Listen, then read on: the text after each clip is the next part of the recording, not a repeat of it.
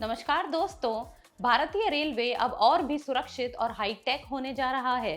हाल ही में एक बड़ी खबर आई है कि उत्तर रेलवे यानी नदन रेलवे में संचार नेटवर्क और सुरक्षा को मजबूत करने के लिए रेल मंत्रालय ने एक भारी भरकम बजट मंजूर किया है।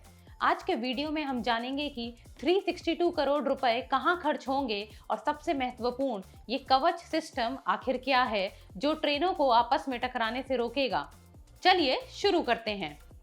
भारत सरकार और रेल मंत्रालय ने उत्तर रेलवे के लिए 362 करोड़ रुपए की परियोजनाओं को हरी झंडी दे दी है। इस निवेश का मुख्य लक्ष्य कम्युनिकेशन नेटवर्क को अपग्रेड करना है। अब इसके बारे में कुछ मुख्य बातें जान लेते हैं। पहला, ऑप्टिकल फाइबर केबल। रेलवे अपनी पुरानी संचार लाइनों को बदलकर हाई स्पीड ऑप्टिकल फाइबर बिछा रहा है। इससे स्टेशनों और कंट्रोल रूम के बीच डेटा ट्रांसफर बिजली की रफ्तार से होगा। दूसरा, डिजिटल वायरलेस नेटवर्क। ट्रेनों के ड्राइवरों यानी कि लोको पायलट्स और स्टेशन मास्टर्स के बीच बिना किसी रुकावट के बातचीत हो सके, इसके लिए टावर्स और रेडियो इक्विपमेंट्स लगाए जा रहे हैं। तीसरा, रियल टाइम मॉनिटरिंग।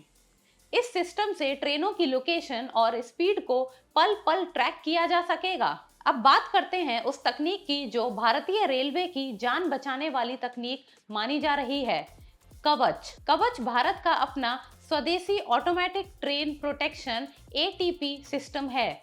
इसे RDSO यानी research design and standards organisation ने विकसित किया है। यह काम कैसे करता है? आमने सामने की टक्कर से बचाव।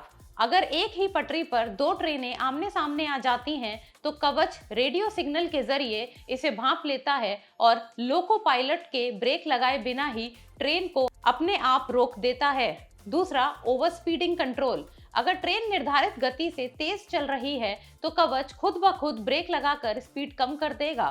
तीसरा, सिग्नल जंपिंग। अगर कोई ड्राइवर गलती से रेड सिग्नल पार कर देता है तो कवच एक्टिवेट हो जाएगा। चौथा, खराब मौसम में मददगार। कोहरे के दौरान जब सिग्नल नहीं दिखता तब कवच लोको पायलट को केबिन के अंदर ही सिग्नल की स्थिति दिखा देता है। अब सवाल उठता है कि इस 362 करोड़ रुपए के निवेश से आपको क्या मिलेगा?